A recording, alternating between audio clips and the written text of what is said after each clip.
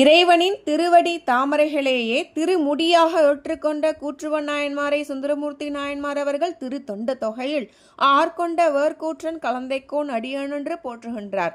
கலந்தை என்னும் ஊரில் களப்பாளர் மரபில் தோன்றியவர் கூற்றுவன் நாயன்மார்.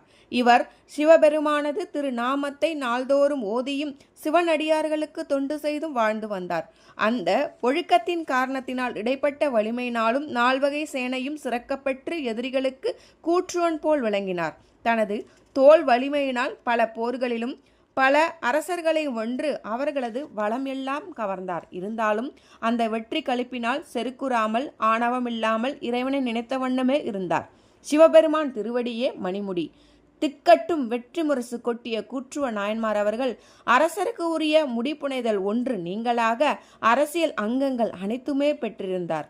கூற்றுவ நாயன்மாருக்கு ஒரு எண்ணம் தோன்றியது. தில்லைவாழாந்தனர்களின் பாதுகாப்பில் உள்ள சோழ மன்னர்களுக்கே உரிய மணிமகுடத்தை இறைவனின் திருக்கோவில்களில் சிறந்த தலமான தில்லையில் முடிசூடிக்கொள்ள ஆர்வம் கொண்டார்.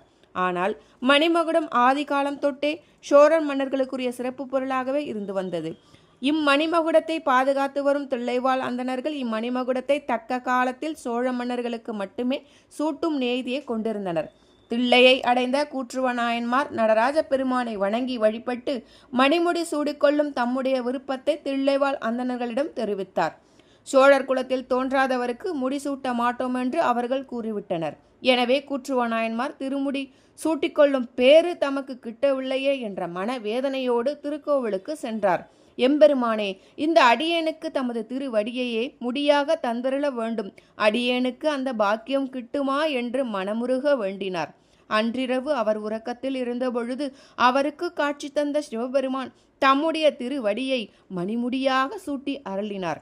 சிவபெருமானுடைய திருவடியையே மணிமகுடமாக கொண்டு சிவபெருமான் எழுந்தருளிக்கும் ஆலயங்களுக்கு சென்று வழிபாடு செய்து சிவனுக்கும் சிவன் அடியார்களுக்கும் திருப்பணி செய்து அதன் பிறகு நீதிமுறையில் ஆட்சி புரிந்து உமையொரு பாகர் திருவடியை அடைந்து இன்பம் எய்தினார்.